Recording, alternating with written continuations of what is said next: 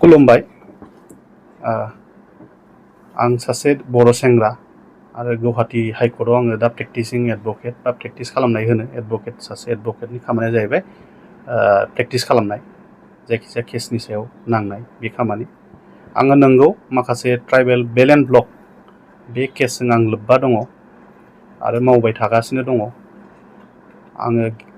बे tribal belt and ब्लकनि सायाव बुंनायनि सिगां आं फंनैसो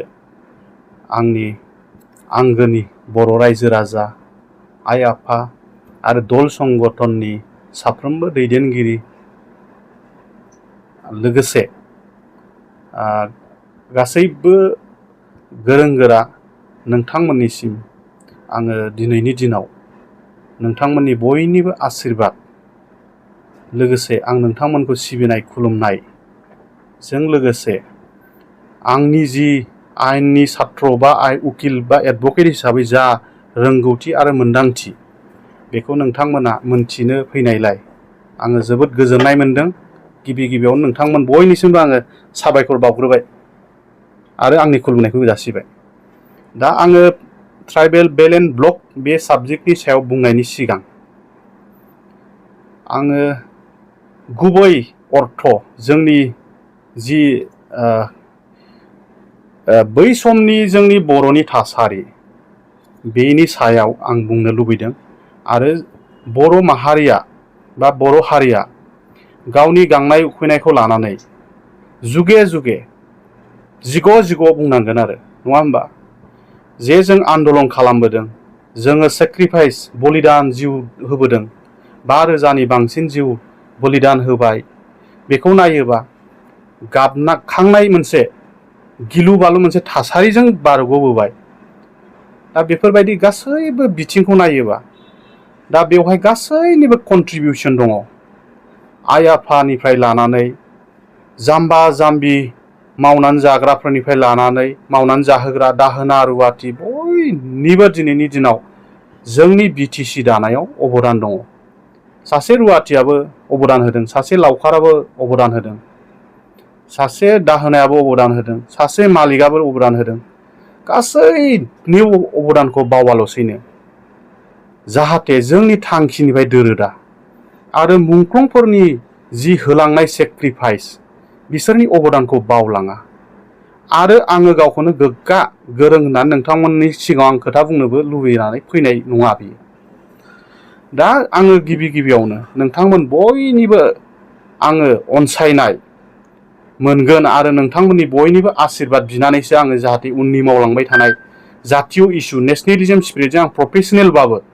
नेशनेलिज्म मोनसे जातीयताबाद स्पिरिटखौ आं लाखिबोबाय थादों बायदि बिथिङावनो आं लाखिनो गोनां जादों आरो दिनै आङो बे एन्सारखौ होनो गोनां जादों नोंथांमोना हयथ' आंनिफ्राय गोबां गोरोंसिनबो थानो हानाय आरो गोरोंसिनबो नोंथांमोना गोबां गोरों उकिलफोरबो दङ आंनि समब्रा समब्रि आंनि सिनियरफोर दङ नोंथांमोनखौ आङो गोसो गोरबोनिफ्राय आंखौनो माब्लाबाबो नोंसोरनिफ्राय रोंगौ रागौ होननानै साननानै आं दिनै खोथा बुंनो फैयाखै आं मोनसेल' खारननि थाखाय आं दिनैनि दिनाव खोथा बुंनो लुबैनाय थानो हायैयाव आं फैदों आरो आं नोंसिनि बेबायदि फैनानै आंनि खाथियाव फैनानै जि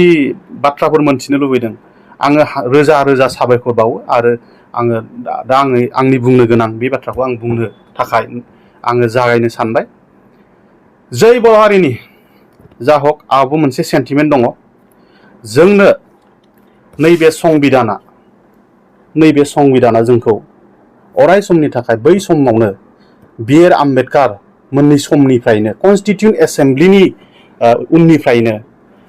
जोंनो बै समनिफ्रायनो गोबां प्रभिजनफोर दङ टाइम टु टाइम एमेन्डमेन्टफोर जाबोदों बेखौ आं बुंनो थांला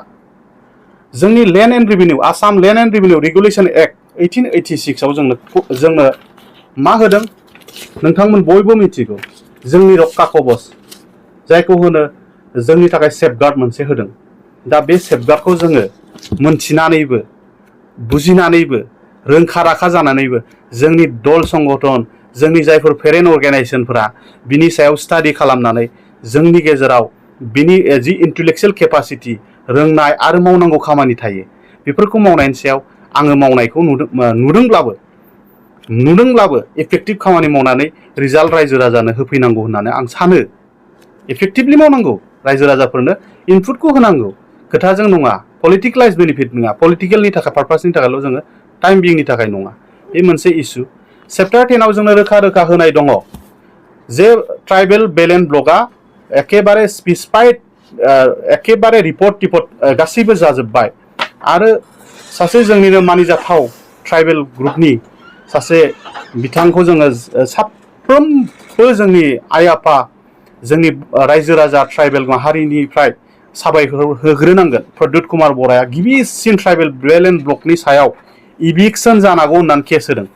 बे केसानो जाबाय नैबे आंनि मोनथिनायनिफ्राय। बे केसा दासिमबो सोलिगासिनो दङ, थेवबो आङो मोनसे खारननि थाखाय खोन्थानाय जाबाय। बेखौ बयबो नोंथांमोना मोनथिखागौ। आं दिनैसो मानो अब्ला नुजाखो बेखौ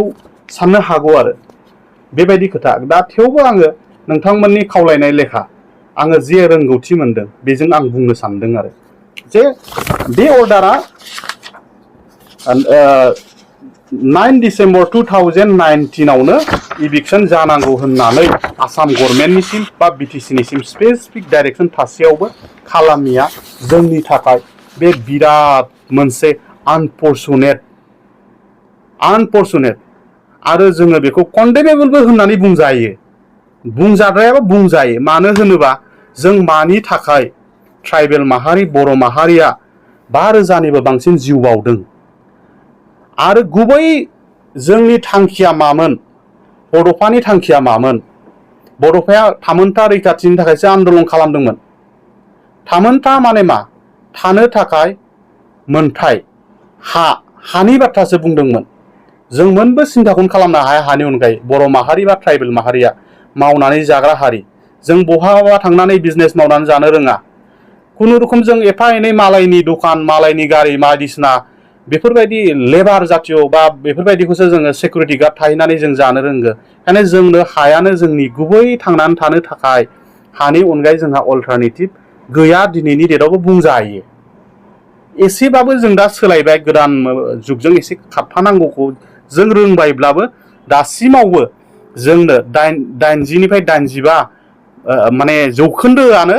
दिनैनि दिनावबो जों हाजोंनो सोनारनानै जिउ खुंनांगौनि गोनांथि दङ। आरो जोंनि जुदि हानि रैखाथिखौ, जोंनि हाखौ रैखा होनो थाखायसो जोङो आन्दलन खालामदोंमोन, जिउ बावदोंमोन। बेखौ नायोबाथ' जोङो ओरैबायदि मोनसे मोजां सुजुग नैबेनो, जोंनो ट्राइबेल बेलेट ब्लकखौथ' जोङो इमप्लिमेन्टेसन खालामखानो हायो चेप्टार 10खौ। बेथ' बे उइदाउट कर्ट अर्डार हायो जोङो, उइदाउट कर्ट अर्डार। खारन जोंहा बिटिसिना ट्रेन्सफार साबजेक्टखा बियो। दा बिनि थाखायनो आरोबाव मोनसे जोंहा गोहो मोनदेरबावबाय, अनारेबल गौहाटि हाइ कर्टआ स्टेन्डिं अर्डार दङ। दा बेखौ खुनुरुखुम इमप्लिमेन्ट खालामनायाव मोजांसो जादों। आं ओमफ्राय मोनसे बाथ्राखौ मोजाङै आं खावलायनो सानदों आरोखि, दानि रुलिं पार्टिजों लोगोसेनो सिगांनि अपोजिसनफोरखौ आरो थारमाने आं मोनसे मिनिथावथाव खोथा आरो बियो, माने गावसोरखौनो मा सानो, नङा होमबा? गावसोरखौनो मा सानो? बे आंनि गिदिर सोंलु। नों जुदि बर'बा, नङा होमबा, नों दाखालिसो आन्दलन खालामदोंमोनबा, नङा होमबा, नों दाखालिसो जुदि हाग्रानिफ्राय फैदोंबा, नों मानि थाखाय फैदोंमोन? आलादा रायजोनि बिनानैसो फैदोंमोन। नों मोनदों मोनाखै बेखौ आं बुंनो थाङा, खिन्थु दिनैनि डेटआव नोंसोरा दायथ' दङ, नोंसोर गभर्नमेन्टआवबो दङ। आं नाम खारिनानैबो रावखौबो बुङा, नोंसोर गासैहाबो दायथ' दङ। प्रेजेन्ट गभर्नमेन्टआबो दायथ' दङ आरो सिगांनि गभर्नमेन्टआ 2019आव अर्डार मोनदों, बिसोर प्रसेस खालामदों। बेखौ आंनाव रेकर्डआव दङ, बेखौ देखायला। बिसोरो नाथाय 2020नि उनाव लकडाउन पिरियडआव बिसोर मावनो हायाखै, इमारजेन्सि रुल फैदों, गभर्नर रुल। बेखौबो नोंसोर कनफ्लिक्ट दाजा, उमुगा मावाखै, मानगोनां सिगांनि आं बुंला, बेखौ नामखौ लाला। मानो होनबा मानिजाथाव बिसोरनि सेक्रिफाइसजों जोंनि अबदान खुनु रुजु जाया। बिसोरनि सेक्रिफाइसआनो आलादा। जों साफा सैनिक हिसाबै जोङो सेक्रिफाइस होनांगौ। सेक्रिफाइसनि मिनिङा जाबाय बे नङा। दा आं बुंनो सानदों जे जों जुदि गावनि थामोनथा रैखाथिनि थाखाय ओंखारदोंमोनबा, दिनै जोङो थाखानाय गोहो, बेथ' कनस्टिटिउसनेलि जोङो मोननाय गोहोसो नालाय, बे गोहोखौ जोङो इमप्लिमेन्ट खालामनांगौआ बिराद इजिलि जों हायो आरो जोङो सावरायनांगौ। जोंनि पार्लामेन्टआवनो दङ, मिनिथावथावनो मिनिथावथाव फात्तालेनाव दङ दा नोंसोरो आङो समाव रायलाय इन्टारेक्सन खालामनाय जादों मानो गोनां जाय दानि बिभागाव दङ नाम मख'लायला गाज्रि मोननोबो हागौ जेन हक होखारनाया होखारनांगौ खिन्थु नोंसोरो डिले प्रेक्टिसाव दङ गासिबो बाथ्राखौ जों बुजिगौ राजनितिकजोंल' दान्दिसे समनि राजनितिक खालामनो थाखाय जोङो बर' हारिया नोंथांमोनखौ गथायनानै हरदों बेखौ दासान आरो बर' हारियावबो गोबां गोरों गोरा दंसै बुजिग्राफोर दंसै जे नोंसोरनो जेब्ला बर' जाथिया रैखाथि मोनगोन बर' जाथिया थावरिगोन अब्लासो नोंसोरनि राजनिति भबिसत दङ बे राजनिति भबिसतखौ नोंसोर लाखिनोबा जोंनि हानि रैखाथिखौ लाखिनांगोन बिसोरथ' डाउटफुल सिटिजेन अफ इन्डिया बेखौबो नोंसोर मिन्थिगौ दा बेनि सायाव जोंहा खामानि मावनोथ' जोंहा मेन पावार गैया जोङो जखायसे बायदिसो जोंनि मानसिफ्रा जेरावबो थायो जेरावबो आं दङबो गुवाहाटियाव दङ गुवाहाटि हाइकर्टआव दङ नङा होमबा दा बे हिसाबै आं हारसिंबा आं साब्रै साबाखौल' लानानै मावनायनि परिबेस नङा आं हारसिंबो हाया बेखायनो आं खावलायो गासैबो दानि जोंनि दल संगठनफ्राबो गभर्नमेन्टखौ नारसिननांगौ मानि थाखाय जनजाति सुरक्षा मन्च बिथांमोनाल' खोथाखौ बुंबाय थायो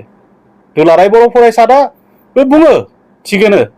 खिन्थु प्रेक्टिकेलि इफेक्टिभलि मावनायखौ जों रायजो राजाफ्रा आं नुनाय बायदि नुनो मोनाखै गाज्रि मोननांगौ गैया आंनि आंगो लोगो गासिबो जोङो बर' हिसाबैनो आङो बर' फिसा हिसाबैसो नोंथांमोननि आशीर्बाद लानानै जाखिनि दिनैनि दिनाव आं बेयाव दंफैयो गुवाहाटि हाइकर्ट बायदियाव आं दङ फिसायैबाबो आङो मोनसे सेटआपजों आङो दिनैहाय स्ट्रागोल खालामगासिनो दङ बयनिबो रायजो राजाफोरनि आशीर्बाद मोननानै आं दङ बिदाफोरनि आंनि आंगो लोगोफोरनि सहाय मोननानै मावगासिनो दङ दा बेखौ आंखौ आदारवाइज जेबो साननांगौ गैया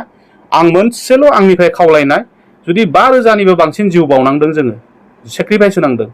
नोंथांमोननि सेक्रिफाइसखौ जों बुजिगौ खिन्थु नोंथांमोननि सेक्रिफाइसनिफ्रायबो जायफ्रा गावनि जिउखौ बावलांबाय बिसिनि सेक्रिफाइसजों रुजुजायो नामा रुजुथ' जाया नोंसोर गावखौनो गाव दान्दिसेनि नैबे गोदान जुगाव गावखौनो गाव जुदि बिराद मोनसे पावारफुल मालाया सोंबाबो अरनो हाया गावसोरखौनो मैदेरफोर बायदि सानफ्लाङोबा बे सबसे गोरोन्थिसिन जागोन आरो आंथ' सासे बिराद बलबान मानसि धनिबान मानसि पावारफुल मानसि आंजों वाक्ता आखि बहुद मानसि दङ बेखौ सानोबा हले जोबोद गोरोन्थि जागोन हारिया दिनैनि दिनाव हानि रैखाथिखौ नांगौ होननानै सानदों आरो बिनि थाखायनो दल संगठनफ्रा माबाफोर मोनथिनांगौ दंबा स्टाडि खालाम लेखा फरायनांगौ लेखा फराय ल'खौ ओरैनो ओइल' फरायनानै लाइन मोननैजों जोबा ल'आ क्रिटिकेल इन्टारप्रिटेसन थायो ल' अफ इन्टारप्रिटेसन थायो मोनफा मोनफा वार्डआनो बहुत क्रिटिकेल बे मोनसे जेन हक ट्राइबेल बेल्ट ब्लकखौ जोंनो डाबल जोंनो पावार होदों माने साप्लिमेन्ट जोंहा पावार मोनदों थाखानाय गोहोआथ' थाबाय एस पार दि एक्ट ना होमबा आसाम लेन्ड एन्ड रेभेनिउ रेगुलेसनाव रोखा रोखा लिरनाय दं मा जानांगौ मा जानाङा प्रसिडिउरखौ बे प्रसिडिउरखौ जोंहा बिटिसि गभर्नमेन्टआ मोनसे सेटआप खालामनांगौ एक्जिकिउटिभ मेजिस्ट्रेट कर्टखौबो जोङो सेटआप खालामनांगौ बिटिसिआ एनि कमप्लेन जाहाथे फुटाप जायो प्रसेस जायो एकाउन्टेबिलिटि एन्ड ट्रेन्सपारेन्सि जायो बेखौबो आं खावलायबावगोनसो बेखौबो नोंसोर पास खालामनानैसो लानांगौ कमप्लेनखौ आरो जोंनाथ' लेन्ड साबजेक्टआ जिहेतु बिटिसि गभर्नमेन्टनियाव सेक्रेटारि लेभेलनियावसो कमप्लेन जायो ओरैनो सेक्रेटारि लेभेलनियानो बेखौ मेनटेन खालामो बेखायनो सेक्रेटारि मिन्स माने एसे सासे एक्सिस अफिसार बा बिनि गोजौ रेंकनि जेनेबा थांगोन जोंनाव डेपुटेसनाव आसाम गभर्नमेन्टनिफ्रायनो जेन हक बियो सासे जोंनि अफिसार अफ दा बिटिसि बे हिसाबैबा बिथांखौ मोनसे सेटआप बानायनांगौ एनि कमप्लेन मोनसे प्रसिडिउर आरो जेरै डेपुटि कमिशनारफ्राव मोनसे प्रसेसजों जायो कमप्लेन जोंनाथ' जिहेतु डेपुटि कमिशनारनि आन्दाराव गोलैना नालाय बेखौबो खालामनांगौ होनना आं लुबैयो आंनिफ्राय पार्सनेल आंनिफ्राय आं माबा आयेननि सात्र हिसाबै नोंथांमोननि खाथियाव आं बेखौबो आङो खर' गंग्लाय गभर्नमेन्टनिसिम आं लुबैदों आरो ओमफ्राय आङो खनले आरो जोङो मानि थाखाय आन्दलन खालामदों आरो मानि थाखाय जोंनि